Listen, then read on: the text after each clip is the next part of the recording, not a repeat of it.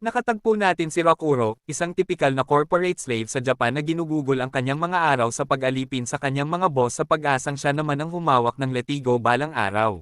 Ngunit itinapon siya ng tadhana sa South China Sea kung saan siya kinidnap ng mga pirata na mas walang pakialam sa buhay niya kaysa sa HR department ng kanyang sariling kumpanya. Ang dambuhalang si Dutch at ang armadong mamamatay tao na si Revy ay inagaw ang napakahalagang disk na kanyang dala nang biglang sumipot ang isang patrol boat. Nagdesisyon si Revy na gawing bagong alaga ng crew ang lalaki at kinaladkad ito sa Black Lagoon boat habang nakatutok ang baril. Samantala sa kanyang air-conditioned na opisina, natuklasan ng boss ni Rakuro na si Kageyama na ang Russian mafia ang nasa likod ng pagnanakaw. Para maiwasan ang iskandalo, kumuha ito ng mga mercenary para itumba ang kanyang sariling empleyado at ang mga pirata. Sa barko, sinubukan ni Revy na patayin ang walang silbing hostage para sa mas malaking pera, ngunit pinigilan siya ni Dutch. Dumating sila sa lungsod ng Ronaper at dumiretso sa Yellow Flag Bar para mag-inuman. Hinamon ni Revy ang corporate slave sa isang drinking contest, ngunit naputol ang gabi ng bombahin ng mga mercenary ang bar. Nag-demon mode si Revy gamit ang kanyang dalawang baril para gawing Swiss cheese ang mga guns habang ang may-ari ng bar ay nagwala sa pinsala sa kanyang ari-arian.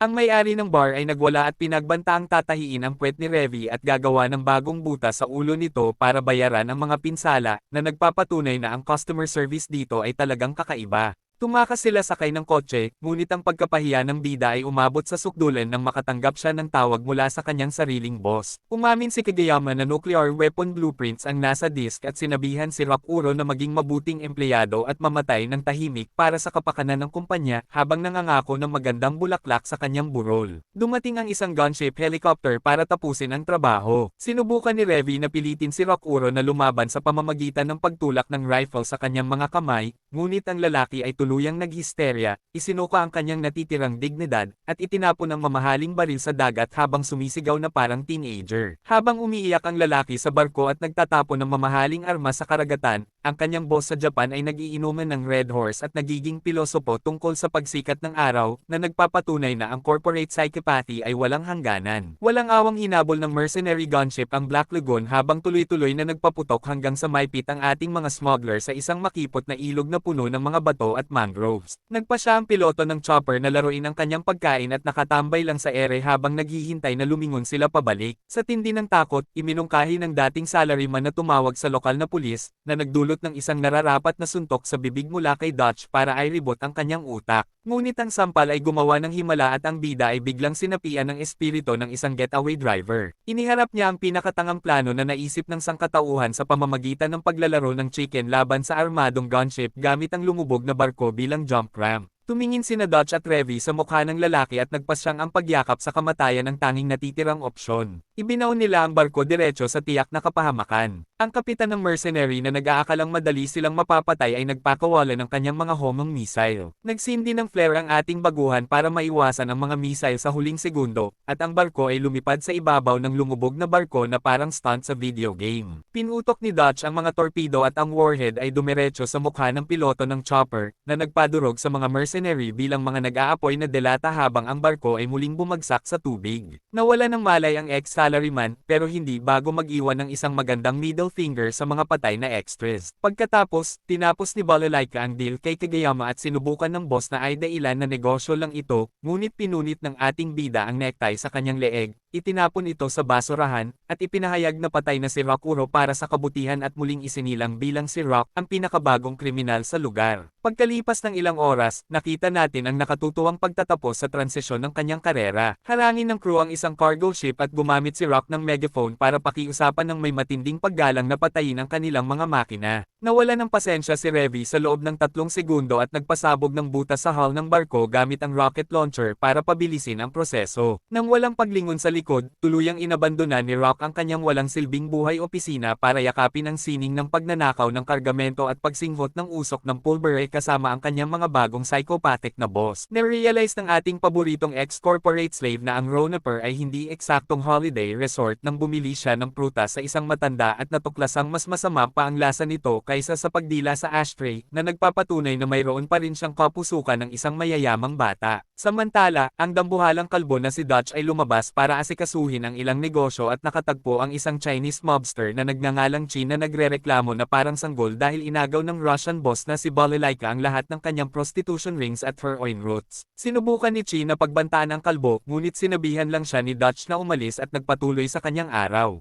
Pagbalik sa base, ginising ng armadong mamamatay tao si Rock para sa panibagong trabaho habang pinagalitan ito sa patuloy na pagsuot ng dress shirt imbes na Hawaiian shirt na binili niya para rito. Habang naglalayag sila, pinatunayan ni Rock ang kanyang kawalan ng silbi sa manu-manong trabaho ng mabaigo siyang magtali ng makapal na buhol. Nang ipaliwanag niya na ang kanyang dating trabaho ay ang humalik sa itlog ng kanyang boss at mag-fill out ng spreadsheets, tinanong ni Revy kung siya ba ay isang bazaar masochist para mag-enjoy sa napakaraming pagkapahiya, ngunit ang romantikong mood ay mabilis na namatay nang lumitaw ang fan club ni Chin sa anyo ng mga armadong pirata na pinamumunuan ng isang loser na nagngangalang Loak. Sinubukan ng tanga na magtapang-tapangan, ngunit pamatak lang si Dutch sa preno na nagdulot sa dalawang kaaway na mapatay ang isa't isa sa isang friendly fire incident na may IQ ng 2 langaw na tumama sa bintana. Dito nagpasyang maglaro si Revy. Isinuot niya ang kanyang headphones, kinuha ang kanyang grenade launcher, at nagsimulang tumalon mula sa bawat bangka habang nilalamon ang mga pirata sa mga pagsabog at mainit na bala sa isang nakamamatay na galaw na nag-iwan sa panga ng ex-salaryman sa sahig. Sinubukan ni Loak na tumakas ng bahagya ang buntot, ngunit ipinadala ni Revy ang kanyang bangka sa kabilang buhay gamit ang isang casual na putok.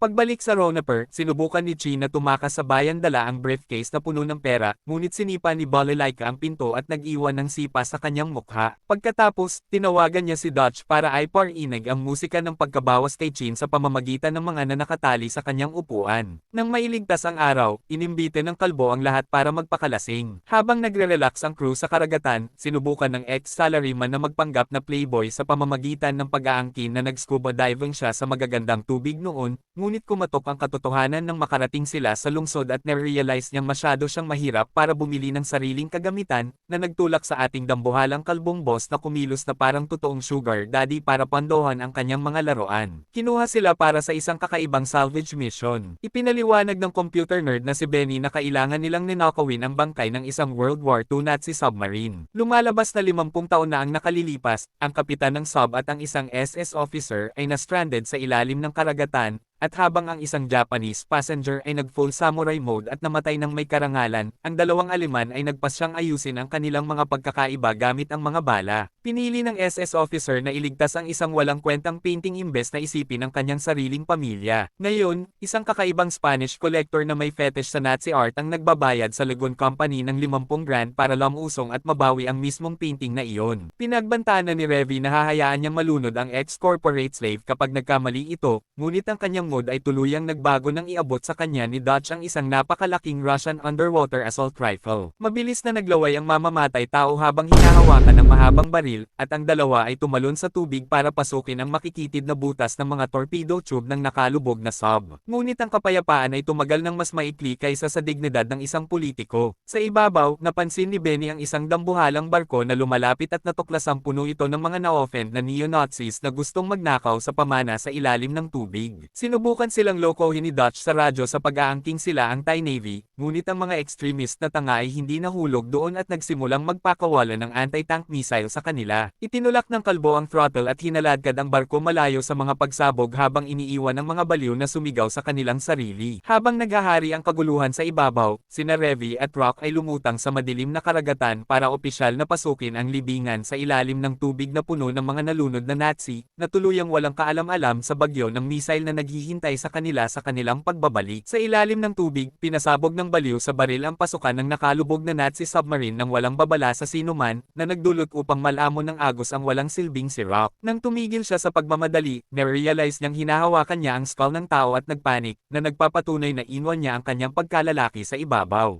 Si Revy na walang respeto sa mga patay ay sinipa ang mga buto na parang basura at sinabihan ng lalaki na mag-focus sa maruming trabaho. Natagpuan ng dalawa ang kwarto ng crew na nakapinta sa tuyong dugo, kung saan ang isang convenient na flashback ay nagpapakita ng SS officer na nagpasabog sa utak ng kapitan dahil sa isang maliit na galit. Nagdulot ito ng deathmatch ng mga mandaragat na nagtapos sa bangkay ng opisyal na kumain ng bala hanggang sa bumagsak. Bumalik sa kasalukuyan, natagpuan ni Revy ang mahalagang painting sa ilalim ng bangkay ng Aleman at agad na nagsimulang kapkapan ang mga kalansay para magnakaw ng kanilang mga medalya, na nagtulak kay Rock sa isang nakatutuwang moral crisis habang humihingi ng paumanhin sa mga basang buto. Samantala sa ibabaw, ang pinuno ng mga cosplayer ay naghatid ng isang nakakaawang talumpati tungkol sa supremacy at inutusan ang kanyang mga goons na lumusong. Pinanood ni na Benny at Dutch ang clown show mula sa malayo, habang ipinaalala ni Benny sa kanyang dambuhalang boss na siya ay Hudyo para lang idagdag ang ironya sa sitwasyon. Sa ilalim, uminit ang pagtatalo. Nang magpanggap si Rock na pari na nagbibigay ng moral lecture tungkol sa hindi pagnanakaw sa mga patay, itinapon ni Revy ang kanyang childhood trauma sa mukha nito sa pagbubunyag na binubugbog siya ng mga pulis ng libre at ang tanging Diyos niya ay pera. Pinagbantaan niyang ipapadala ang lalaki sa impyerno kapag nagbuka uli ito ng bibig para mangaral, ngunit nambush sila ng mga diver. Nagsimulang magbigay ng bala si Revy at sinabihan si Rock na hawakan ang painting, ngunit ang ating hindi koordinadong bida ay natapilok sa kanyang sariling mga paa at itinapon ang painting sa buong kwarto, na nagpahintulot sa isang duwag na Nazi na makatakas dala ang premyo sa isang capsule. Sa ayaw na makasira ng gawain, nagtapon si Revy ng bomba sa kwarto na nagpuwersa sa kanila sa isang desperadong pagtakas patungo sa ibabaw. Nang sa wakas ay makabalik sila sa barko ng kumpanya, linawin ng kalbong boss na ang trabaho ay hindi pa tapos at ang mga kaaway na ito ay makakatikim ng kanilang sariling gamot, na nag-iwan kay Rock ng mukha ng isang taong tati na naman sa kanyang shorts. Sa barko ng kontrabida, hinahawakan ng pinuno ng Nazi ang bagong nakaw na painting habang iniisip na paghaharian niya ang mundo gamit ang pinansyal na suporta ng isang sadistang matanda na nagngangalang Alfred. Ngunit na-realize ni Dutch na ang 50 grand ay napakalaking pera para sa isang amag na painting at inihanda ang counter-attack habang ipinapatapon kay Rock ang isang lifebuoy para kay Revy na mas malamig pa sa karagatan. Nang walang oras para sa therapy ng magkasintahan, ang dalawang mamamatay tao ay sumugod sa barko ng kaaway sakay ng isang inflatable raft sa gitna ng gabi. Habang ang mga Nazi ay naglalasing at nakikinig sa classical music sa pinaka-pretentious na paraan, pinaslang ni Revy ang isang random na lasing at nagsimula ng isang walang awang pagpatay sa bawat kwarto, na nagpapatunay na siya ang pinakamatinding bangungot ng sinumang life insurance guarantor.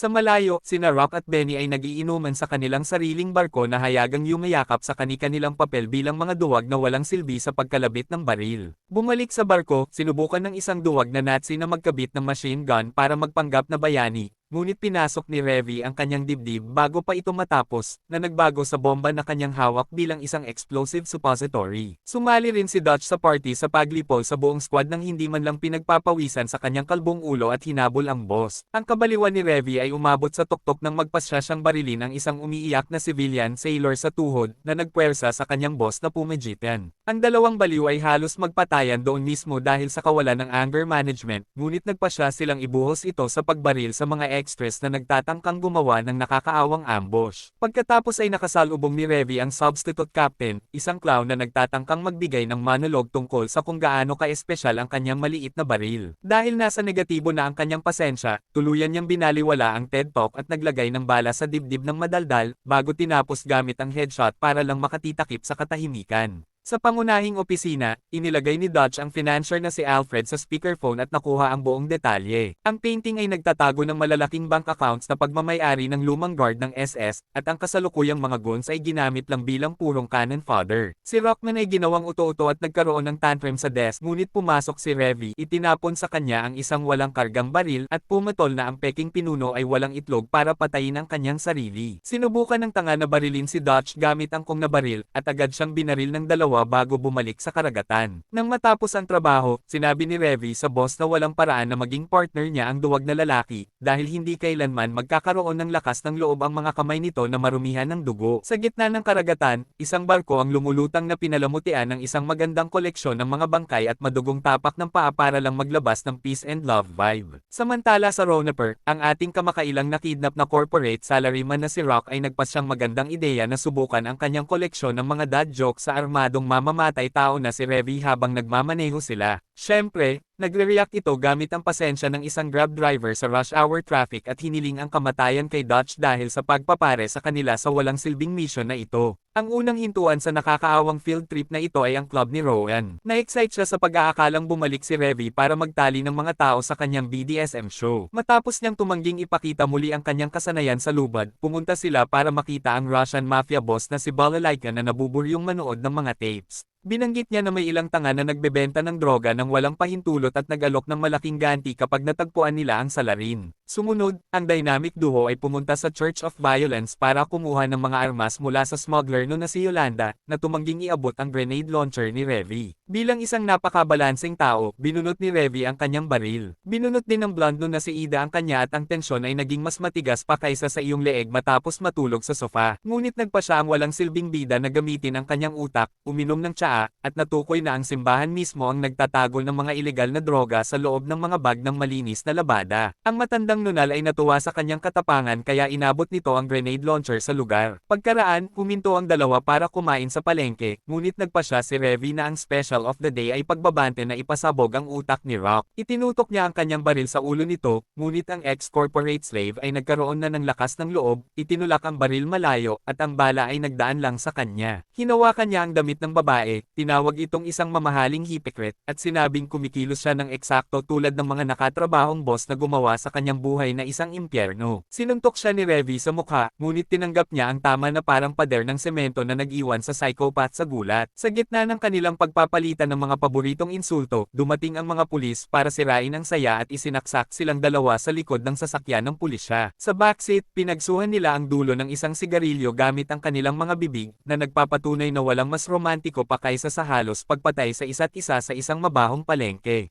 Sa isang lugar sa karagatan, ang ating paboritong ex-salaryman ay nagsuot ng kanyang pinakamagandang mukha ng negosyante upang pirmahan ang resibo para sa mga kahon ng armas sa isang random na barko, na nagpapatunay na ang burokratikong papel ay pumapaikot pa rin sa iyo kahit sa mundo ng mga kriminal. Ngunit pagbalik sa barko, isiniwalat ng kalbong boss na ang mahiwagang pakete na kailangan nilang ihatid sa Colombian cartel ay literal na isang maliit na bata. Kinaladkad ni Revy ang bata sa ilalim ng barko at sinubukang pakainin ang maliit na halimaw ng pizza, ngunit nagpa siya ang bata na itapon ang pagkain sa kanya, na mabilis na nag-trigger sa killer instincts ng armadong babae. Napilitan si Rock na maging babysitter at itinapon din sa kanya ng bata ang pagkain, na nagpapakita ng zero survival instincts. Maybe it's too much to ask, but could you stop throwing food at me? You can't fool me. Santa Maria sees right through your friendly talk. Ang mayabang na bata ay nagpakilala bilang si Garcia Lovelace, ang tagapagmana ng isang marangal na pamilya sa Timog Amerika, at nanumpa na hindi siya nag-aalala dahil ililigtas siya ng kanyang tatay. Inakala ni Rock na may kinabukasan ng bata sa pagsusulat ng fanfiction, ngunit isiniwalat ni Garcia na kinidnap siya ng mafia dahil tumanggi ang kanyang ama na ibigay ang mga lupain ng pamilya na puno ng mahahalagang rare minerals. Matapos ang isang napaka-espesipikong pagsusulit sa kaalaman tungkol sa aso, na-realize ni Rock na nagsasabi ng totoo ang bata. Dahil sa pag-aalala na ang nagsisinungaling na cartel ay hindi pa humihingi ng tubos, binigyan ng walang silbing bida ng babala ang crew. Tinawagan ng kalbong si Dutch si Balalaika upang humingi ng informal na life insurance policy, at kinumpirma nito na magiging napakasama ng mga kaganapan. Nang banggitin ni Rock na ang pamilya ng bata ay bangkarote at isang kasambahay lang ang kaya nilang bayaran, halos mabulunan si Revy sa ketetawa sa pag-iisip ng isang linas bahay na naglalakbay sa mundo upang iligtas ang iyaking bata. Kakatwa, isang Latina na kasambahay na may libu-libong yardang titig ng isang taong nakagawa ng mga krimen sa digmaan ang tumapak sa Ronaper, na magalang na nagtatanong kung nasaan ang mga Colombian at binabaliwala ang lahat ng babala na ang lugar ay isang pugad ng ahas. Pumasok ang babae sa Yellow Flag Bar, humingi sa naiinis na bartender ng isang basong gatas, at tumanggap ng beer sa mukha nang hindi man lang kumukurap. Nagising si Garcia mula sa kanyang matamis na panaginip diretso sa bangungot ng pagiging nasa backseat ng kotse ng kidnapper. Habang sinusuri ng bata ang lungsod at nagpapasya na ang lugar ay isang open-air na basurahan, tinutuya ni Revy ang bida sa pagtatanong kung namimiss ba nito ang kanyang nanay tulad ng pag-iyak mo sa banyo matapos ang trabaho. Pagdating sa Yellow Flag Bar, ang crew ay nakaharap ang mga tanga ng kartel na tumatawa sa mukha ni Roberta. Ngunit ang Mary Poppins na naka-steroid ay binunot ang kanyang payong at pinasabog ang unang tanga. Nagpaputok ang mga lalaki sa panik, ngunit binuksan niya lang ang bulletproof na accessory at sinimulang lipulin ang buong bar nang hindi man lang nakukulubutan ang kanyang damit kasambahay. Habang ang may-ari ng bar ay umiiyak sa ilalim ng lamesa habang kinukwenta ang libu-libong dolyar na pinsala, ang ating walang silbing grupo ay gumagapang patungo sa labasan. Ginagawang hostage ni Revy si Garcia, ngunit walang pakialam si Roberta sa mga banta. Nagpaputok siya ng granada sa pirata at pinalipad ito sa pader na nagpapatulog sa babae ng mas mabilis kaysa sa mga pampakalma ng kabayo. Isiniwalat ng boss ng kartel ang lahat at sinabing ang maamong kasambahay ay ang Bloodhound ng Florencia, isang terorista na may dambuhalang ganti sa kanyang ulo. Bilang tugon, itinaas ni Roberta ang kanyang palda upang ipakita ang kanyang tunay na sorpresa, na nagpabagsak ng ulan ng mga granada na nagbago sa buong bar bilang isang Colombian barbecue. Mabilis na tumakbo ang crew sa kani-kanilang kotse sa pinakamabilis na bilis, ngunit ang kasambahay ay lumabas mula sa apoy na nakatayo ang buhok, nagnakaw ng sasakyan, at sinimulang hulihin ang grupo sa pinakatampok na estilo ng Terminator. Habang ang Russian Mafia boss ay nakikinig sa kaguluhan sa telepono at pinapakilos ang kanyang hukbo upang makialam, nagpapatuloy ang mabilis na habulan. Binaril ng kalbong pinuno ang radiator ni Roberta sa pag-aakalang nanalo na siya, ngunit ang T-1000 na nakapalda ay bumagsak mula sa bubong gamit ang isa pang kotse, winasak ang kanilang sasakyan, at kumapit sa likod gamit ang isang French knife. Kasama ang sikupitang kasambahay na nakabitin sa kotse tulad ng isang garapata, inubos ng kalbong pinuno ang kanyang baril sa pagtatangkang tamaan ang babae. Ngunit ang driver ay gumawa ng isang maniobra na nararapat sa isang taong bumili lang ng lisensya at ibinangga ang sasakyan sa isang shipping container. Ang matinding epekto ay sa wakas ay nagpagising kay Revy mula sa kanyang magandang tulog at nang marealize na ang impyernong Mary Poppins ay humihinga pa rin, bumaba siya sa kotse na naglalaway para sa isang underground na away. Ang dalawang babae ay tumakbo sa mga pantalan na nagpapakawalan ng tingga sa isa't isa hanggang sa maubusan ng bala at nahulog sa isang brutal na santukan sa mabahong lupa. Eksaktong nang ang tensyon ay umabot sa tuktok ng galit, bumukas ang mga ilaw at ang Soviet party crasher na si Balalaika ay lumitaw kasama ang kanyang mga elite snipers na nagsisiwalat na pinasabog na niya ang buong base ng kartel bilang pampalubag loob. Ipinakita niya ang maruming resume ng kasambahay na nagsisiwalat na ang walang pinsalang tagapag-alaga ay isang ex-guerrilla na nangongolekta ng mga brutal na pagpatay at pagpapasabog. Nagsimulang umiyak ang bata na binabaliwala ang madugong nakaraan ng babae at nagsasabi na siya ang kanyang pamilya ngayon. Kahit na opisyal nang idineklara ng Russia na tapos na ang away, itinapat ni Revy ang kanyang paa na humihiling na ayusin ang kanilang mga pagkakaiba gamit ang mga kamao. Masayang tinanggap ng kasambahay, itinuro na nakakalag ang sintas ng sapatos ng pirata, at nang mahulog si Revy sa pinakalumang panlilinlang sa libro ng kindergarten, kumain siya ng dambuhalang uppercut diretso sa baba. Sinubukan ng bida na makialam gamit ang kapangyarihan ng pagkakaibigan at moralidad ngunit nakatanggap ng 2 beses na verbal na pambubugbog mula sa mga galit na halimaw. Matapos bugbugin ang kaluluwa ng isa't isa hanggang sa pagod, pareho silang naglapag ng huling tama sa mukha at bumagsak sa lupa na nagpumilit kay Balalaika na ideklara ang isang technical draw sa pangkalahatang pagkabagot ng bansa. Iniligtas ng spoiled na bata ang kanyang teroristang yaya habang humihingi na ibalik ang kanyang peking salamin at ang mga elite na sundalong Russia na kumakain ng oso sa almusal ay pumatnubay sa kanila patungo sa paliparan habang ang kalbong lalaki ay nagtatapon ng isang timbang malamig na tubig upang gisingin ang napahiyang pirata. Ang bida ay pilosopikong nag-iisip kung paano ang lahat doon ay nakatayo sa putik ng kanal na nagpapatunay na marami pa siyang kailangang matutunan bago maging isang tunay na kriminal. Isang pagsabog ang yumanig sa lungsod habang ang ating bida na nakasuot ng Amerikana ay ginigising ang isang lasing na psychopath sa gitna ng basurahan na tinatawag niyang silid tulugan. Ang boss ng triad na si Mr. Chang ay pumasok sa opisina ng Legon Company na humihingi ng isang tasa ng kape, na nagsisiwalat na ang teroristang Islamic ay pinasabog ang kanyang base dahil tumanggi siyang ibigay ang ilang napakalihim na dokumento. Noy gusto niyang ipasa ang problema at inutusan ng mga pirata na ihatid ang mga papel sa isang base ng militar. Bago pa matanggihan ni Dutch ang trabaho, isang rocket ang sumaire sa bintana. Nagpa siya sina Revy at Chang na ang pinakamagandang tugon sa isang RPG sa mukha ay ang pagtalon sa pasilyo gamit ang 2 baril bawat isa at paglalagay ng isang choreographed massacre. Ginawa nilang Swiss cheese ang mga terorista habang nagpapalitan ng mga matamis na papuri kung sino ang nagpinta sa mga pader ng mas maraming dugo, na nag-iiwan kina Dutch, Benny, and Rock na tumatakbo lang sa likod nila tulad ng tatlong nawawalang bata. Samantala, ang mga utak ng teroristang grupo na si Ibrahim at ang isang tumakas na Japanese communist na nagngangalang Takenaka ay nagplano ng pag-atake. Naglakad si Takenaka sa paliparan na nakabalat kayo bilang isang turista at nabangga ang isang lalaking may pamilya na nagpapakita ng peking ngiti ng isang taong may record sa krimen na mas makapal kaysa sa diksyonaryo. Naghiwalay ang crew ng Legon at dumating sina Revy at Rock sa isla ng Basilan. Natagpuan nila si Takenaka na nagpapanggap bilang ang palakaibigang kontak sa misyon. Sinubukan ni Revy na magpanggap na maalam sa pamamagitan ng paghingi ng lihim na password, ngunit mas mabilis na binunot ni Takenaka ang kanyang baril, itinapon ng walang silbing Amerikana sa compartment, at tumakas. Sa frustration sa pagkawala ng kanyang alagang mascot, sumakay si Revy sa getaway team. Si Shen Hua,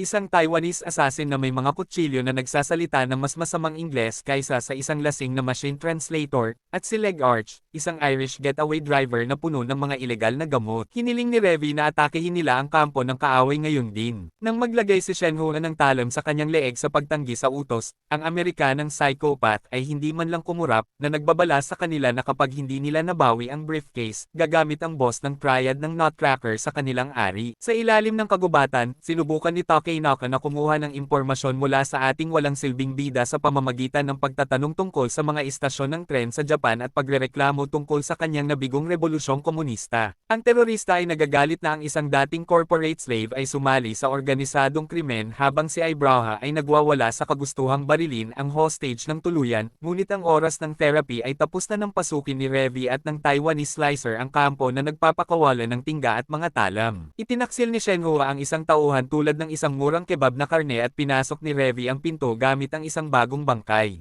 Iniligtas nila ang umiiyak na Amerikana at tumalon sa getaway jeep kung saan si Leg Arch ay napakabangag sa damo na inakala niyang sinabi ni Jimi Hendrix na labanan ng mga Klingon. Nagpalit ng gear ang adik at nagmaneho diretso sa gitna ng hukbo ng kaaway na nagpumilit kina Revy at Shenhua na hiwain ng teroristang hukbo habang ang kotse ay tumatakbo. Inikat ni Shenhua ang kanyang espada na nakatali sa lubid na nagpuputol ng ulo ng mga masasamang tao at nagpinta ng pula sa windshield habang linilinis ni Revy ang natitira gamit ang mga bala. Sa galit, hiniling ni Ibrahim sa kanyang mga tao na habulin ang mga pirata sa impyerno upang ipaghanti ang kanyang patay na anak sa pagtangging umatras. Sa pag-realize na ang kanyang kasosyo ay tuluyang nawala ng bait, inayos ni Takenaka ang problema sa human resources gamit ang isang palakaibigang putok sa kanyang dibdib na nag-uutos ng agarang pag-atres para sa mga nakaligtas. Sa CIA Rendezvous Point, humingi ng mga dokumento ang mga Amerikanong ahente. Nag-full panic mode si Rock sa pag-realize na naiwan niya ang briefcase sa hideout tulad ng isang tuluyang walang utak na hayop, ngunit iniligtas ni Revy ang araw sa pamamagitan ng pag-abot sa kanyang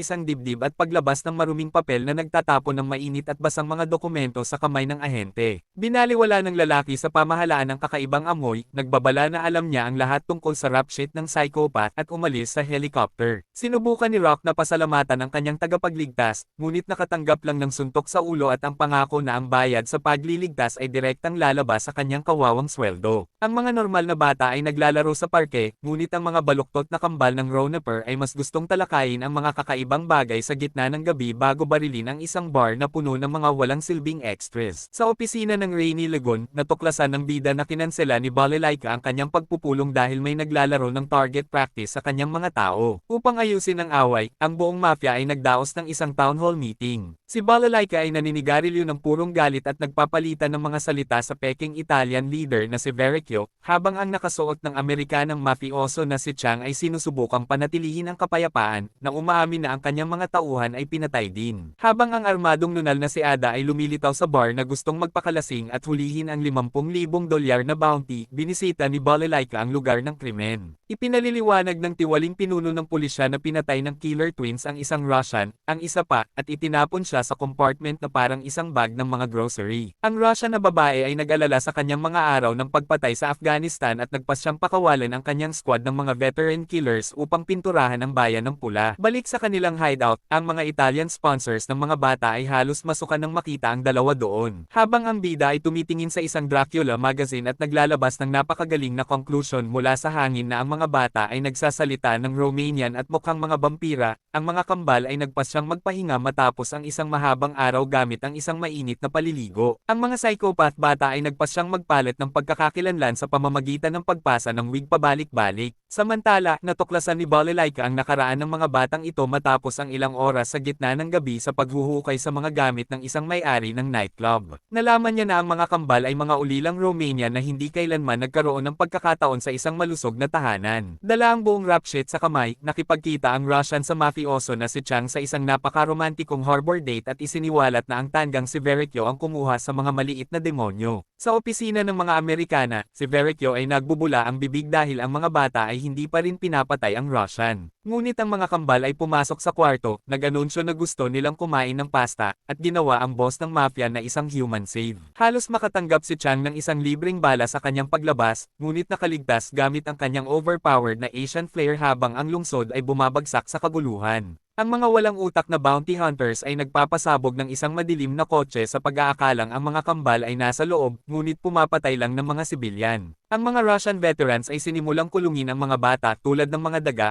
ngunit ang mercenary no na si Ada ay humaharang sa dalawa sa isang eskinita. Inilabas ng maliit na babae ang 150,000 blood-stained dollars at itinapon ito sa mukha ng nunal upang bilhin ang kanilang pagtakas. Naglaway si Ida sa pera, ngunit inihanda ni Revi ang kanyang mga baril at nagbabala na kukunin niya ang bounty, ang suhol, at ang buhay ng mga bata bilang tip. Si Balalaika, na walang oras para sa pakikipagkaibigan ng mga babae, ay inutusan lang ang kanyang mga sundalo na durugan silang dalawa kapag hamarang sila sa daan ng kanyang paghihiganti. Sinubukan ni Gretel na suhulan ang ating paboritong sociopathic duo ng 150 grand, ngunit sumagot sina Revi at Ida ng isang ulan ng tingga na nagpapatunay na ang diplomasya ay hindi nilalakas. Ang maliit na party ay mabilis na nasira ng pribadong hukbo ni Balalaika, na lumitaw na binabaril ang lahat ng makita. Nagpa siya ang mga kambal na maghiwalay para subukang takasan ang mga Russian. Sumali si Gretel sa imburnal, ang kanyang likas na tirahan, habang inakala ni Hansel na magandang ideya na makipaglaro ng taguan sa mga Soviet War veterans. Samantala, sina Revi at Ida ay nag-aaway na parang dalawang babae na nawala ng komisyon. Ngunit lumitaw si Gretel mula sa mga lilam, itinutok ang isang malaking baril sa likod ng leeg ng peking madre, at humingi ng driver ngayon din. Sa kabilang dulo, sinusubukan ni Hansel na magpanggap na nakakatakot na psychopath kay Balalaika malapit sa isang fountain, na inilalarawan ng detalyado kung paano niya hiniwa ang kanyang mga tao. Ang Russian ay nagkaroon ng parehong reaksyon sa isang taong nanunood ng pinturang natutuyo. Sa sandaling magsimula siyang tumawa, kinalabot ng mga sniper ang trigger. Nagsindi si Balalaika ng sigar at simpleng nanood. Sa barko ng Ligon Company, kumakanta si Gretel ng mga maliliit na kanta habang si Rock, na laging malambot ang puso sa grupo, ay nakikinig sa kakaibang kwento kung paano siya pinalaki sa mga ampunan para maging isang killing machine. Ang kapaligiran ay nagiging matindi, ngunit nagpa siya ang bata na ipakita ang kanyang pasasalamat sa kanyang empatiya. Bago pa man lumabag ang kakaibang kaganapan sa penal code, sinuntok ni Revi ang bata diretso sa mukha. Sa wakas ay nakarating sila sa daungan. Tumakbo si Gretel palayo, nangakong magkakaroon ng picnic kasama si Rock, at sa mismong kasunod na segundo ay nakatanggap ng bala diretso sa pagitan ng kanyang mga mata mula sa driver. Lumalabas na hawak ni Balalaika ang contact info ng lahat at ang biyahe ng mga maliliit na halimaw ay natapos bago pa man magsimula. Halos maiyak si Rock, ngunit sa kabilang buhay ang dalawang maliliit na peste ay nagyakapan sa impyerto. Ang counterfeiter na si Jane ay pinagalitan ng isang peking mobster na nagngangalang Elvis na nagpasyang i-motivate ang koponan sa pamamagitan ng pagpapasabog sa ulo ng kanyang kasamahan at pagbibigay sa kanya ng nakakatawang 48 hours para i-deliver ang mga peking pera. Kinaumagahan ginamit ni Jane ang lumang trick sa doorknob, binasag ang isang monitor sa ulo ng bantay at tumakbo kasama ang kanyang mga malites sa pinakamagandang lungsod sa mundo, ang Ronaper. Samantala, sa Church of Violence, sina Revi at Ida ay may matinding debate tungkol sa kung anong baril ang gagamitin ni Hesukristo, na nagpapatunay na ang kanilang teolohiya ay sira tulad ng AC ng gusali. Dumating si Jane na natatarante na kumakatok sa pinto, ngunit sinabihan siya ni Ida na bumalik sa araw ng paghuhukay. Bigla, lumitaw si Elvis na nagpapaputok sa pader ng simbahan. Terribleng ideya. Si Revi, si Ida, ang isang apprentice na may mabigat na machine gun, at si Mother Superior Yolanda na may Golden Desert Eagle ay ipinadala ang mga dealer pabalik sa Florida gamit ng ulan ng banal na tingga. Sa loob, nagsimula si Jane ng isang hindi matitiis na monologue tungkol sa sining ng paggawa ng peking pera. Ang ating mga mercenary ay halos makatulog bilog, ngunit sinubukan ni Yolanda na gumawa ng kasunduan para nakawin ang mga platito kapalit ng proteksyon. Tumanggi si Jane, nag-iwan ng kakaunting $300 na tip, at dumiretso sa murang motel na inirekomenda mismo ni Ida. Ang hindi alam ni Jane ay itinataas ng kuripot na madre ang telepono sa mismong segundong iyon at ibinebenta ang kanyang lokasyon sa kalaban para sa kaunting barya. Sa ospital, nagagalit si Elvis at kumuha ng isang plastic na cowboy na nagngangalang Russell para manghuli sa batang babae. Ang cowboy ay pumunta sa bar para mag-recruit ng pinakamalalaking weirdo sa lungsod. Ang retrieval team ay kinabibilangan ng isang mayabang na Taiwanese assassin, isang goth na babae na may hawak na kadiring chainsaw,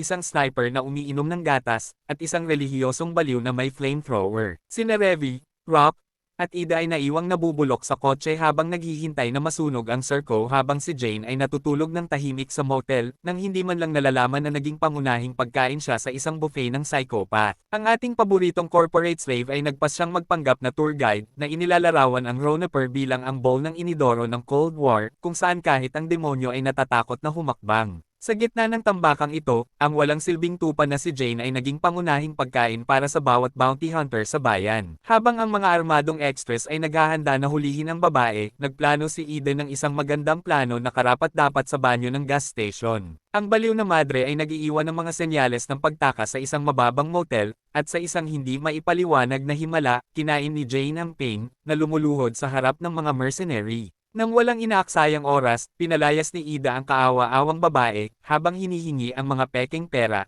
at bilang bonus, pinatay ang isang hunter sa pamamagitan ng paglalagay ng bala sa kanyang dibdib dahil lang sa sinubukan ng tanga na makipagpalitan. Ang grupo ay tumakas sa isang kotse kung saan si Rock ay naibaba sa driver, habang ang dalawang baliw ay nililinis ang kalsada sa pamamagitan ng pagbaril sa mga nakamotor. Sa kabilang panig ng bayan, ang assassin na si Shenhua ay humihingi ng dambuhalang $30,000 na pagtaas ng sweldo mula sa hunter na si Russell, na ibinabaon ang kanyang kutsilyo sa tabi ng lalaki para lang ipaalala sa kanya na ang Ronaper ay hindi isang summer camp sa Florida. Ang tumitakas na crew ay nagtatago sa bodega ng Legon, kung saan sinusubukan ni Ida na uminom ng mamahaling whiskey ng boss, at halos makakain ng bala mula kay Revy. Ang kapayapaan ay mas maikli pa kaysa sa katinoan ni Rock dahil ang mga mercenary ay pumasok sa lugar. Ang isang goth na psychopath na nagngangalang Sawyer ay nagpas siyang sirain ang pinto gamit ang isang dambuhalang chainsaw, na nagpilit sa walang silbing nakaslive na gumamit ng bakal na stand para hindi siya mahiwa na parang karne. Sinubukan ni Jane na tumakbo, ngunit halos maging barbecue sa mga kamay ng isang nakangiting pyromaniac. Sa kabutihang palad, nakakita si Eden ng isang grenade launcher sa imbakan at pinatay ang mga sniper sa bubong. Lumitaw si Shenhua para sirain ang saya. Matapos isiwalat na ang kanyang partner ay ginawang prito ang kanyang utak sa droga at pumunta sa Mars, ang Taiwanese assassin ay naipit ni Revy at nakakain ng putok mula sa madre. Sa gitna ng lahat ng nasusunog, nagwala si Jane kay Rock dahil wala man lang siyang ideya kung paano sila ilalabas sa dambuhalang apoy na iyon. Ang Taiwanese assassin ay tumangging pumunta sa impyerno ng tahimik at inikat ang lubid ng kanyang kutsilyo sa leeg ni Eden na parang isang mahigpit na tali, ngunit ang peking madre ay isang tuso na ahas, na niloloko si Shenhua bago barilin ang babae at ihulog ang kaawa-awang bata sa dock. Samantala, naglalaway si Sawyer sa pag-iisip na hiwain ang ating walang silbing bida sa maliliit na piraso, maliban sa isang pagsabog na yumugyog sa gusali, na naghulog sa electronic voice box ng goth. Sa kawalan ng kakayahang magsalita, ang baliw sa chainsaw ay nataranta, itinapon ang kanyang sandata, at naging isang bola ng depresyon na nakabaluktot sa sahig.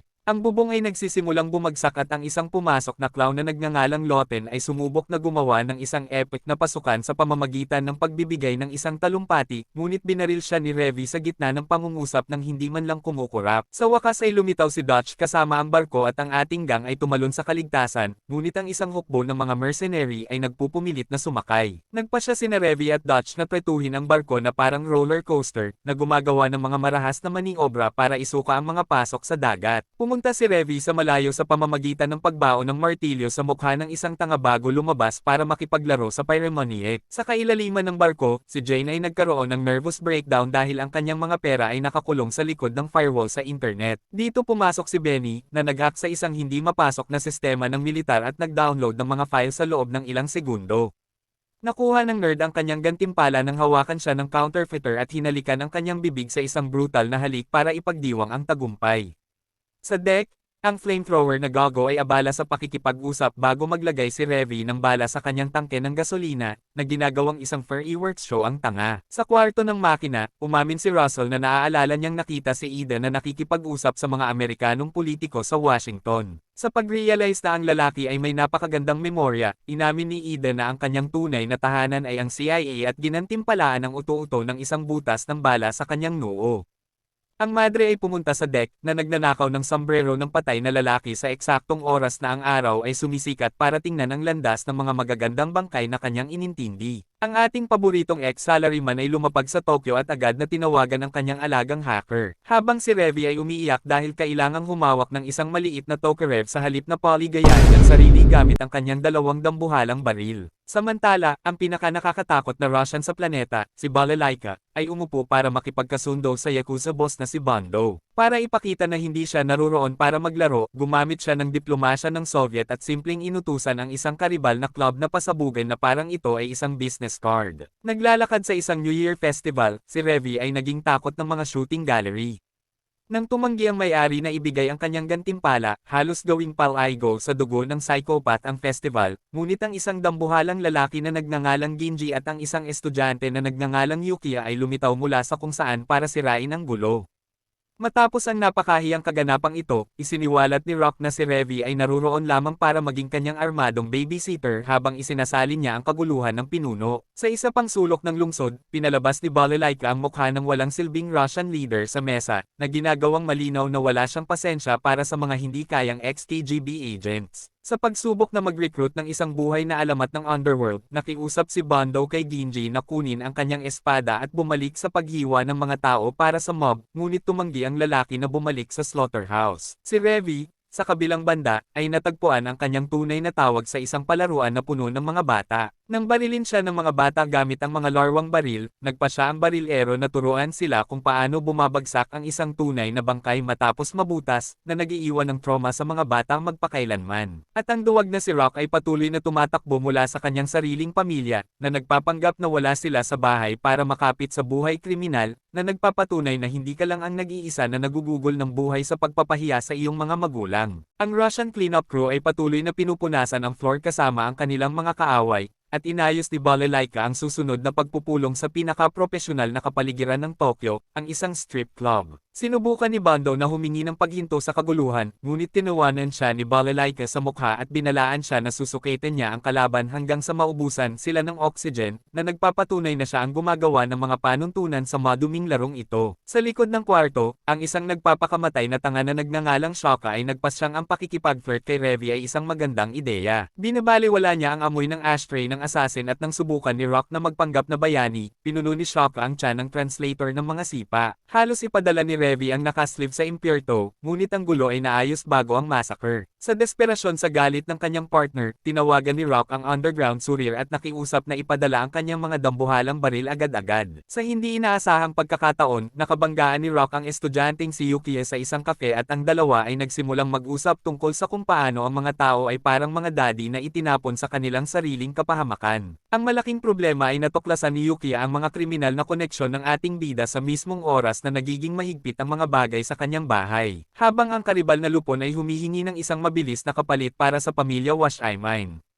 Sa pagsubok na magpanggap na nag-iisang tagapagligtas, hinabol ni Bando si Balalaika na armadong kutsilyo. Sa isang nakakatakot na panaginip ni Rock, nakita natin ang Russia na umiwas sa atake bago pretuhin ang Yakuza sa isang masahe sa leeg na napakatindi na nabali ang kanyang spine ng tuluyan. Ibinabalik ang bangkay ng patay na lalaki sa isang mamahaling malita kasama ang boss sa isang kabaong at walang pagpipilian. Ang nagbabasa ng pilosopiya na nerd ay nagpasyang pagod na siyang maging isang background character. Sinadi ni Yukiya na bahala na, tinanggap ang kadiliman, at kinuha ang pamumuno sa Washaiman mob. Habang ang dambuhalang si Ginji ay lumuluhod at nangangakong hihiwin ang sinumang hamarang sa daan ng kanyang bagong reyna ng krimen. Habang hinahatak pabalik sa nakaraan sa Soviet Union, nakikita natin ang isang batang Balalaika na nangarap ng Olympics para linisin ang karangalan ng kanyang ama hanggang sa itapon siya sa Afghanistan kung saan nagsimula siyang magbuhos ng mabigat na tingga sa mga ulo ng mga extras gamit ang kanyang dambuhalang baril.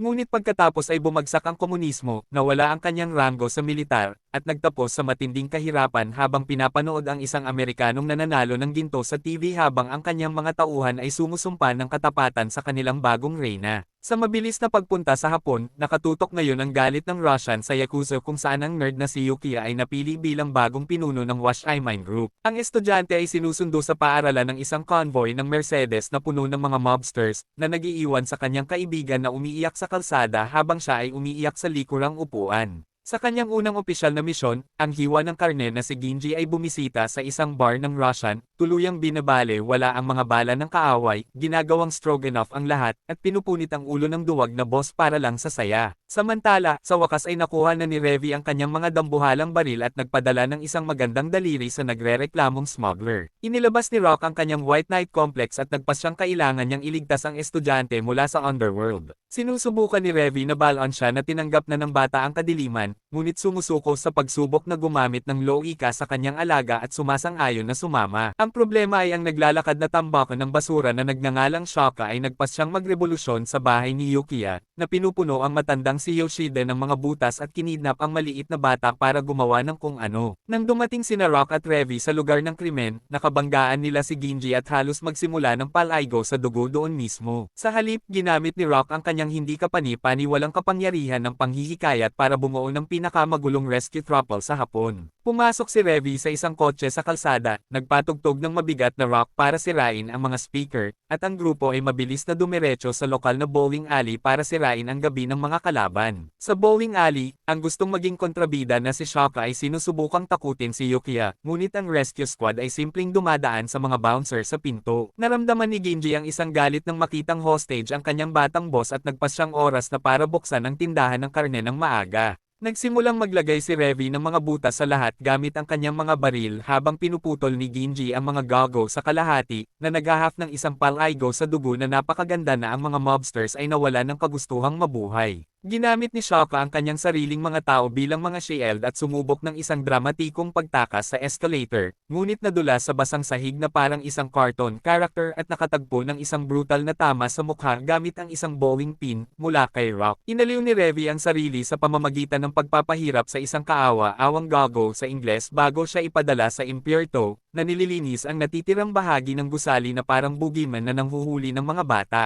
Nang sa wakas ay maipit si Shaka, ang gago ay humingi ng isang western-style na duel at nagkaroon pa ng lakas ng loob na humingi na makatabi si Revy. Sinagot niya ito ng isang flying kick diretso sa mukha at isang brutal na apak sa kanyang mga itlog, na tumatawa sa talunan bago siya iwanan bilang regalo para sa samurai. Sa gilid ng pool, nagpaputok si Shaka sa panik, ngunit simpleng pinalipad ni Ginji ang bala sa hangin, pinuputol ang dalawang kamay ng clown, at isinaksak ang walang silbing gago sa tubig, na nagiiwan sa kanya na lumalangoy ng walang mga kamay hanggang sa dahan-daang malunod. Malayo sa kaguluhan, sa kwarto ng mga bihisan, sinusubukan ni Rock na magbigay ng kanyang talumpati ng White Knight, ngunit nakatanggap ng pinakamalaking moral na pambubugbog sa kanyang buhay. Nagsipilyo si Yuki sa kanyang mukha na pinili niyang umupo sa upuan ng pinuno para protektahan ang kanyang sariling grupo, na nagpapahiya sa dating nakaslip sa pamamagitan ng pagtawag sa kanya na isang hipokrita na nakakulong sa gitna. Hindi siya isang kriminal o isang sibilyan, isang turista lamang sa underworld na sinusubukang iligtas ang iba para lang sa kanyang sariling ego. Sinipsip ni Rock ang katotohanan at nanahimik. Ang grupo ay naghiwalay sa labas habang sinasabi ni Yuki kay Rock na pumunta sa impyerno, habang si Balalaika ay umiinom ng kanyang kape sa umaga at ibinibigay ang utos na sirain ang natitirang bahagi ng Yakuza gamit ang mga pampasabog ng Soviet. Ang malisya ng Russia ni Balalaika ay nagising na uhaw sa dugo at ginawang Swiss cheese ang mga kasapi ng Wash I Mine gamit ang mga van ng electrician. Habang ang mga tao ay bumabagsak na patay, ang prinsesa ng Yakuza na si Yukiya at ang kanyang bodyguard na si Ginji ay realize na ang kanilang hukbo ay ginawang alikabok. Sa halip na umiyak, ang estudyante ay nagsuot ng ski mask, nagnakaw sa isang bangko, at tumakas sa isang van na kapareho ng sa mga Russian, na naglalaro ng totoong GTA para subukang linlanggan ang mga pulis at isisi ang lahat sa mga dayuhan. Malayo doon, ipinagdiriwang nina Dutch at Benny ang katotohanang hindi humahawak ng sandata si Rock, dahil alam nilang ang walang silbing lalaki ay aksidenteng babarilan ang sarili sa mukha at ang mga bala ay taytilapon pa rin sa pader. Ngunit nagpa siya ang bida na bawiin ang kanyang kawalan ng asinta gamit ang sobrang katangahan. Sa isang pagpupulong sa parking garage, nakiusap siya sa Russian mommy na si Balalaika na patawarin ang estudyanteng Yakuza. Natagpuan ni Balalaika ang kanyang hipokrisya na napakakaawa-awa kaya ibinagsak niya ang kanyang maliit na katawan sa hood ng isang kotse at isinaksak ang baril sa mukha ng nakabarong. Binunot ni Revy ang kanyang baril para ipagtanggol ang kanyang alaga at ang tensyon ay naging mas mahigpit kaysa sa isang bungee cord. Sinabi ni Rock na ang pagliligtas sa mga tao ay kanyang sariling pagnanasa, na nagpapatawa kay Balalaika sa pagiging psychopath ng dating corporate slave bago ibalik ang kanyang baril at lumakad palayo. Inaway ni Revy ang nagpapakamatay na bida, ngunit inangkin niya na patay na siya sa loob, na tinatanggap ang kanyang bagong emo persona ng walang pagbabalik. Para ilabas ang galit, nabangga ng pirata ang ilang mga bata sa parke at nagpas siyang magpakita ng kaunting palabas. Inilabas niya ang kanyang dambuhalang custom berete at nagbuhos ng tingga sa ilang mga lata, na nag-iiwan sa mga bata na takot sa laki ng kanyang baril. Samantala, inabot ni Ginji ang isang makapal at mabigat na stekken na baril kay Yukiya, na sa wakas ay naghahanda na makipaglaro sa tunay na panganib. Inihasa ni Ginji ang kanyang espada, sa pag-aakalang kaya niyang labanan ang buong hukbo ng Soviet, habang si Rock ay nagkaroon ng magandang ideya na hilingin kay Balalaika na lipulin ang grupo ni Yukiya ng tuluyan, na nagpapatunay na ang kanyang complex sa pagliligtas ay purong pagkasira. Sa pagpupulong kasama ang iba pang mga mobsters, si Balalaika ay kumikilos na parang pulis ng baril. Kinuha niya ang maliit na baril mula sa bodyguard ng karibal na boss, tinawag ang baril na basurang walang silbi, at sa matinding pagkainis sa masamang panlasa, pinasabog ang utak ng boss doon mismo. Nang subukan ng pulisya ng Hapon na makialam, kaskos lang ng Russia ng kanyang diplomatikong imunidad sa kanilang mga mukha at lumakad palayo. Lumitaw si Revy sa isang motor para iligtas ang kanyang paboritong pabigat, ngunit sinagasaan silang dalawa ni Yukiya gamit ang van at kinidnap ang nakabarong para gamitin bilang human shield. Sa pagtangging mawala ang kanyang alaga, nagnakaw si Revy ng isang dambuhalang truck at pinilit ang bata na huminto sa mga pantalan. Oras na para sa huling laban kasama si Ginji na binubunot ang kanyang espada para hiwain ang mainit na tingga ng mga pirata.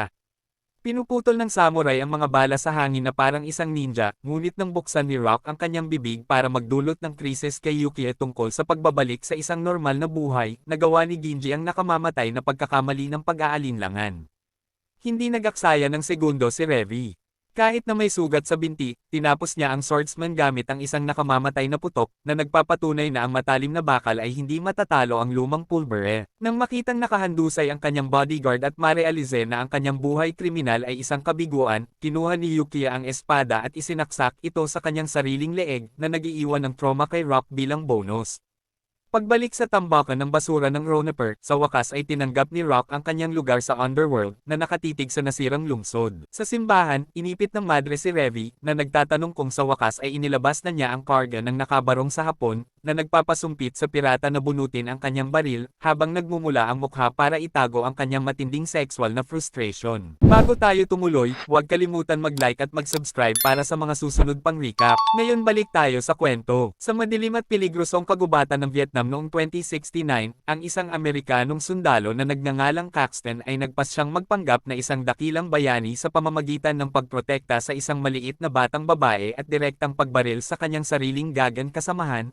26 na taon ang mabilis na lumipas. Sa Venezuela, si Caxton at ang kanyang buong koponan ng mga popey ng gobyerno ay pinasabog ang isang pampulitikang pagpupulong, na nagpadala sa boss ni Roberta na si matandang Diego Lovelace diretso sa langit. Sa libing, ang maliit na si Garcia ay umiiyak. Ibinaon ang kanyang mukha sa dibdib ni Roberta, na nagtatanong kung ano ang ginawa ng kanyang ama para gawing barbecue. Ang dating terorista ng FARC ay galit na binasag ang salamin sa banyo, na nanunumpa na magiging isang rabid na aso muli para patayin ang lahat ng aso na pumatay sa kanyang mahal na amo. Habang ang gang ni Caxton ay dumating sa Asia na may amoy ng konspirasyon ng NSA, sinubukan ni Rock na magpanggap na diplomat sa Ronaper at nanakaw ang kanyang wallet ng isang bata sa kalsada. Nakuha ni Revy ang balat at itinapon sa mukha ng walang silbing nakasleeve, na nagpapaalala sa kanya na ang kanyang ugali na subukang iligtas ang lahat ay laging nagtatapos sa mga nakatambak na bangkay, tulad ng mga kambal na Romanian at ang mga kalansay sa sub ng Nazi. Sa Yellow Flag Bar, inakala ng Colombian cartel na sila ay magkakaroon ng isang tahimik na gabi hanggang sa ang isang maliit na nakadamit kasambahay ay pumasok sa pinto. Ito si Fabiola Paula Iglesias, ang maliit na bersyon ng killing machine. Nang subukan ng isang tanga sa kartel na hawakan ng bata, inilabas niya ang isang mabilis na talon na nakatago sa kanyang sapatos at ginawang mashed potatoes ang mga itlog ng kaawa-awang gago. Inilipat ni Revy ang isang bote para magdagdag ng langis sa apoy at inilabas ni Fabiola ang dalawang shotgun, na sumasayaw sa bar at nagtatapon ng granada na nagpataob sa kotse ng kartel na parang plastic na laruan. Sa hotel, sinubukan ng maliit na kasambahay na lumapit kay Mr. Chang ngunit naging immobile sa loob ng 2 segundo. Sinabihan siya ni Garcia na palamigan ang kanyang ulo at ipinaliwanag na si Roberta ay nasa isang worldwide homicide tour na. Nahanap ng orihinal na kasambahay ang militar na responsable sa pagpapasabog, pinahirapan ang pinuno ng intelligence ng Amerika sa pamamagitan ng pagpapasok ng mga mainit na uling sa isang palayok kasama siya sa loob, at lumapag na ngayon sa Ronaper na umiinom ng mga gamot na parang candy, na nagtatanong sa bartender na sibaw ng mga supply para simulan ang World War III. Sa matinding desperasyon, nakiusap ang mga bata kay Rock na tulungang mahanap ang rabid na aso bago masunog ang buong lungsod. Sina Dutch at Revy ay nagbigay ng isang malakas na pagtanggi sa kahilingan ni Garcia, na nagbabala sa kanya na wala silang intensyon na makipag-away kay Uncle Sam, ngunit itinapon ni Mr. Chang ang mainit na patatas sa kondongan ni Rock, na nagmumungkahi na ang dating salaryman ay ang tanging neutral na tanga na may kakayahang pigilan ang baliw na kasambahay sa pagpapasimula ng isang military apocalypse. Umalis si Rock sa kanyang kuweba, ibinaon ang kanyang mukha sa isang mapa, at nag-conclude na ang Ronaper ay magiging isang meat grinder sa isang 3-way na gulo sa pagitan ni Roberta, ng FARC, at ng militar ng US. Habang nililinis ni Ida ang mga bulsa ni Revy sa poker at natuklasan na ang target ay ang gobyerno ng Amerika, ibinida ni Fabiola kay Garcia ang tungkol sa pag-aaral ng mga sipa ng capoeira sa mga eskinita ng Venezuela. Binasag ni Benny ang pangarap ng mga bata, na nagpapaalala sa kanila na sa lungsod ng kasalanan, ang mga backflip ay hindi pumipigil sa mga bala at kailangan nilang barilin para pumatay. Nang gabing iyon, ang mga kriminal na elite ay nagtatagpo sa isang club na kumikilos na parang mga bata sa kindergarten. Gusto ng kartel na patayin si Roberta, ngunit tinuwanan lang sila ni Balalaika sa mukha, na nagdedeklara na ang tunay na kanser ay ang mga Amerikanong sinusubukang sirain ang negosyo ng droga sa lungsod. Itinapon ni Chang ang kanyang paa at inutusan ng lahat na manatiling tahimik hanggang sa malaman nila ang tunay na layunin ng mga gringo. Samantala, si Roberta ay nasa isang mabahong kwarto na nakakakita ng mga multo at umiinom ng mga psychotropic na gamot hanggang sa ibigay ng dealer na si Leroy ang kanyang mga damo. Pumunta si Rock na nagrereklamo sa apartment ni Revy na nagsasalita ng kalokohan tungkol sa pagiging isang silver bullet at kailangan siyang iputok sa halimaw. Inikat ni Revy ang kanyang mga mata sa analogiyang ito ng isang maangas na kabataan, itinapon sa kanya ang isang round ng bala at sumang-ayon na sumama sa suicide mission na ito. Kinabukasan, si Fabiola ay lumulutang sa pool hanggang sa lumitaw si Revy para takutin ang bata.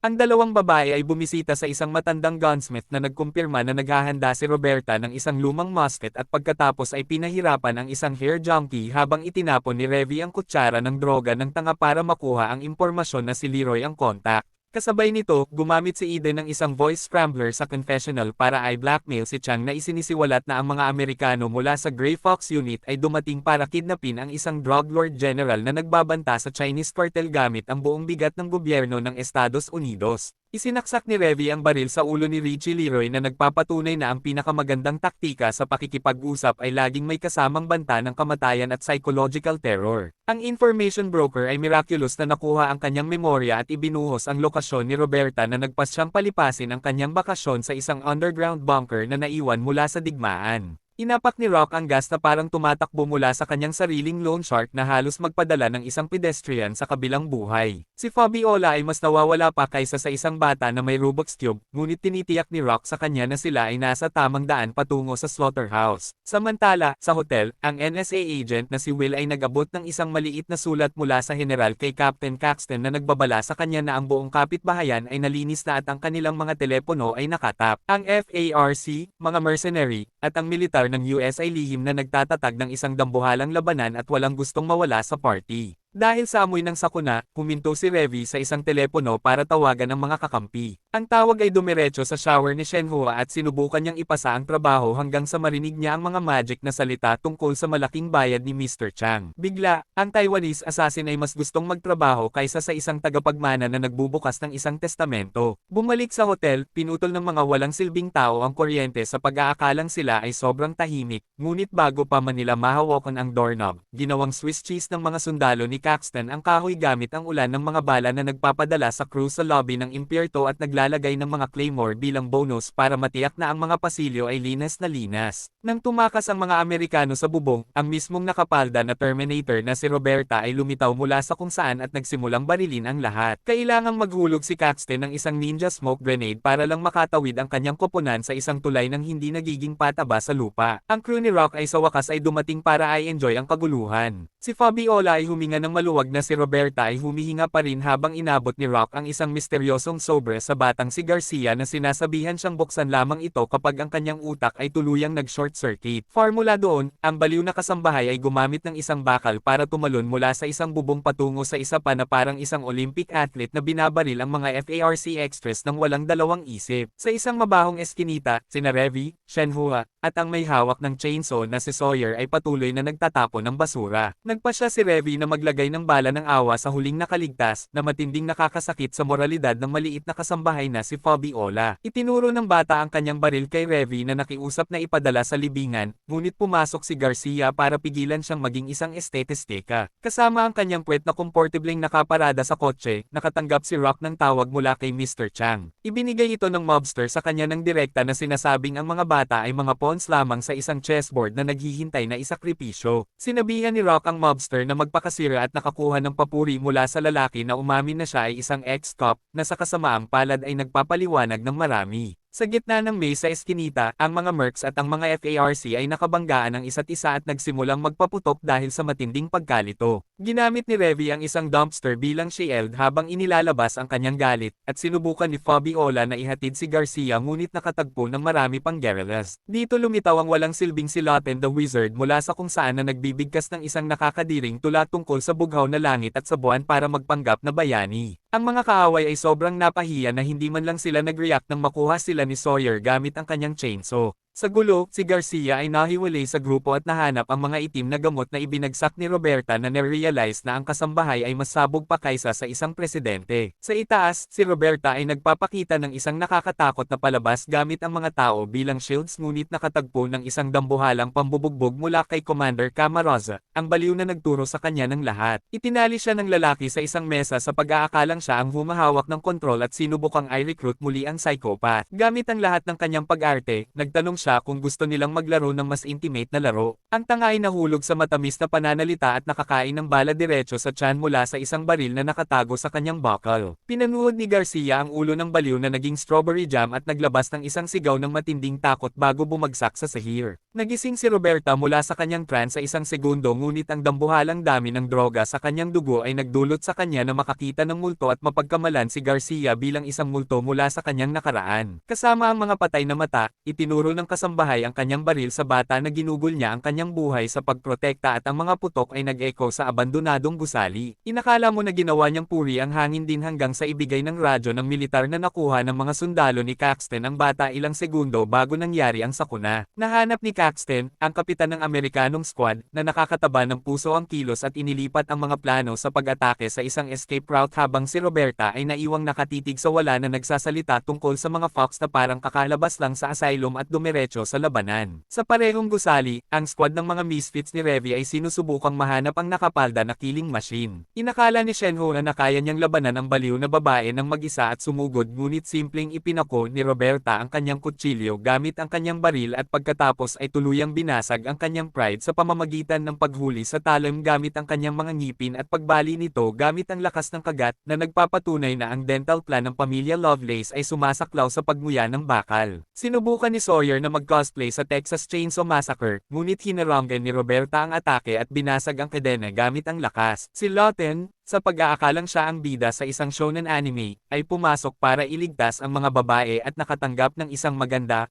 masakit na sipa diretso sa mga itlog, na naging isang punching bag habang ang kasambahay ay simpleng lumakad lagpas sa kanila. Umiyak si Fabiola na nakiusap sa kanya na huminto, ngunit si Roberta ay nagpakita lamang ng isang psychopath na ngiti, nagtanong kung tapos na ang bata sa paglilinis ng kwarto, at sinabing kailangan niyang kunin ang amo bago masira ng ulan ang kanyang buhok. Sa isang mabahong eskinita, nagising si Garcia Garcia na napapalibutan ng mga Amerikano. Si Rock ay nasa loob ng kotse ni Benny na mabilis na nagkakalkulo kung makikilala ng kasambahay ang bata o hihiwain siya na parang karne, ngunit ang mood ay naging napakabigat nang marealize ni Garcia na si Caxton ang mismong lalaki sa litrato ng pagpapasabog na nagpadala sa kanyang ama sa kabilang buhay. Ang bata ay tuluyang nagwala, kumuha ng baril na nakabitay sa isang bagong bangkay, at itinutok ito sa kapitan. Dinesarmahan ni Horner ang bata sa isang pikit ng mata, ngunit si Caxton, sa isang matinding kasalanan at drama ng Amerikano, ay inabot ang kanyang sariling baril sa bata at sinabi sa kanya na mayroon siyang lahat ng karapatan na kalabit ang trigger. Matapos maalala ang isang boring na tutorial mula sa kanyang ama tungkol sa pagtingin sa mga litrato mula sa iba't ibang anggulo, tinanggap ni Garcia ang baril, na nag-iiwan sa buong squad na pinapawisan ng malamig na mga bala kasama ang kanilang mga daliri sa trigger. Samantala, ang smuggler na madre na si Ida ay huminto sa isang motor para makipagtsismisan kay Rock,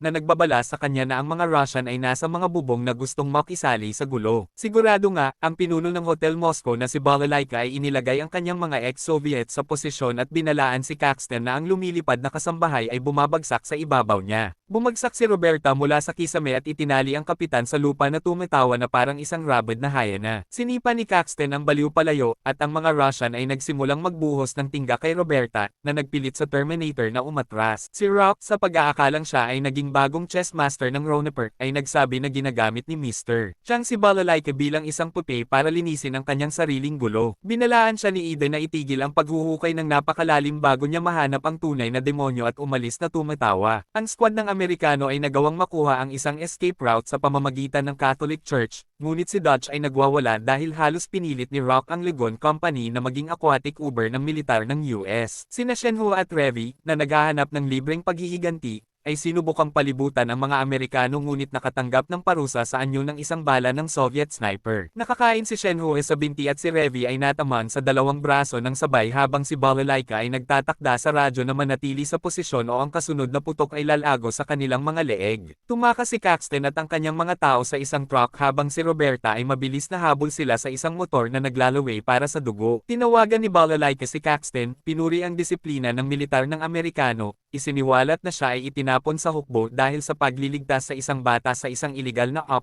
at bilang huling regalo ay ipinabaril ng kanyang mga tao ang isang rocket launcher diretso sa mukha ni Roberta para matiyak ang pagtakas ng mga sundalo. Sina Rock at ang punong-puno ng balang si Revy ay dumating sa mga pantalan, sumakay sa PT boat kasama ang mga Amerikano, at nagsimulang maglayag sa Mekong River. Kasabay nito, sa isang biyahe patungong Myanmar, umupo si Ida sa tabi ni Roberta na umamin na itinanim niya ang tiket sa hideout para lang akayin ang halimaw patungo sa slaughterhouse. Huminga ng malalim si Roberta at nangakong papatayin ang madre ng walang sakit kapag natapos na ang paghuli. Sa barko, nagpa siya si Fabiola na magbigay kay Revy ng isang hindi hinihinging therapy session na nagsasabing hinahangaan ng pirata si Rock dahil siya ang hindi nagagalaw na taniman ng bulaklak na hindi niya kailanman nagkaroon. Tuluyang nagwala si Revy sa pagiging bukas na libro at isinaksak ang kanyang baril sa mukha ng bata. Malayo sa dramang ito, nahanap ni Rock si Garcia na hawak ang baril ng mga Amerikano at ibinulong na ang bata at ang pirasong iyon ng bakal ay ang mga tunay na susi sa dambuhalang finale ng maduming gulong ito. Ang ating paboritong nakaslave, si Rock, ay nagpakita ng isang psychopath na ngiti sa maliit na si Garcia na tinitiyak sa kanya na mayroon siyang isang baliw na plano para tapusin ang masamang larong ito. Samantala, ang kalahating metrong taas na babae ay sinusubukang ipahiya ang pirata sa pamamagitan ng paghahambing ng kanyang ngiti sa isang araw ng patay na bungo, ngunit tumawa lang si Revy, na nagsasabing ang lahat sa barkong iyon ay nanggaling na sa Underworld Baron. Sa gabi, nagpa siya si Garcia na pagod na siyang maging pupi ng lahat, kaya itinapon niya ang kanyang sarili sa madilim na tubig at hinayla si Fabiola para sa isang labanan sa tubig, na nagpapatunay na siya ay isang spoiled na mayaman na bata pa rin na nagsusuri kung paano mababasa ang kanyang mga paa. Samantala, ang ating mainitang ulong si Revy ay nakakulong sa madilim na kwarto, na nagwawala sa galit habang binubuhay ng mga nakakatakot na alaala mula sa kanyang sariling kabataan. Naalala ng pirata ang lahat ng kadiring bagay na kanyang pinagdaanan at ang pagpapadala sa kanyang sariling ama sa impyerto, na isinusumpa ang maliit na kasambahay sa pagdadala ng mga mabulok na alaalang iyon pabalik sa ibabaw. Ang barko ay dumadaan sa Mekong River Delta at si Captain Caxton ay may matinding pag-uusap kay Garcia. Hawak ng bata ang dambuhalang baril na nakuha niya sa sundalo, at inilagay ni Caxton ang sisi sa kanyang sariling dibdib para sa kamatayan ng ama ng bata. Sa deck, Naninigarilyo si Rock ng kanyang sigarilyo na kumikilos na parang kire ng deep web na direktang nagdedeklara na ang Triad Boss ay natalo na sa pusta. Sa sandaling tumama sila sa Golden Triangle, ang mga Amerikanong sundalo ay lumunok ng kanilang pride at pumasok sa kagubatan sa mga rubber zodiacs. Sa kampo ng opyo, nahanap ng squad ng Amerikano ang kanilang target, ang Terminator na nakadamit kasambahay na pinuputol ang tainga ng lalaki para lang sa saya. Mula noon, ang kagubatan ay naging Vietnam 2.0.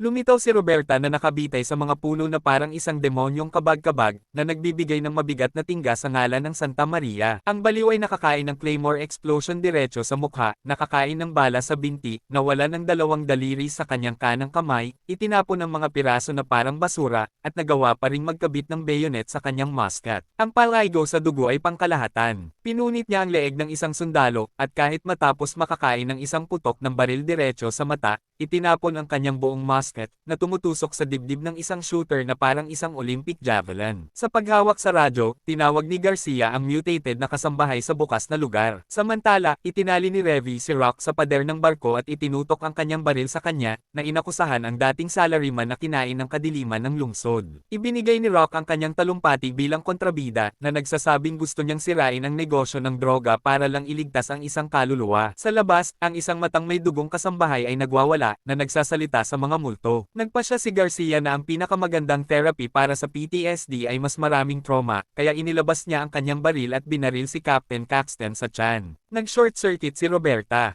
Sa pagkuha ng bentahe sa pagkalito, itinutok ng bata ang kanyang bakal sa kanyang sariling kasambahay, sinabi sa kanya na magtiwala sa kanya, at kinalabot ang trigger. Ang gulat ay nagdulot sa nanginginig na daliri ni Roberta na madulash, at aksidente niyang naipasok ang isang buhay na bala diretso sa tiyan ni Garcia. Ang bata ay lumakad sa kanya at nagdeklara na ang paghihiganti ay tapos na dahil silang lahat ay namatay na ng minsan. Siyempre, si Caxton ay nakatayo ng walang pinsala dahil nagsuot siya ng vest at nakakain ng mga peking bala, ngunit ang mayaman na bata ay nakahuli ng tunay na tingga. Ngumiti si Rock, sa pag-aakalang siya ang bayani ng kwento, ngunit isinisisi ni Fabiola ang lahat ng nangyayari sa kanya, na naghahangad na pumunta siya sa impyerno. Pagkalipas ng ilang buwan, kinuha ng CIA ang jurisdiction ng preso, at si Rock ay nakatayo sa deck ng barko na mukhang nasa isang libing, na narealize na ang Ronaper ay ang exact na basura pa rin na tulad ng dati, at wala siyang iniligtas na kahit sino. Sinabihan siya ni Revy na itigil ang paghahanap ng pag-asa sa isang sementeryo, habang sa malayo, ang isang nagpapagaling na matang si Roberta,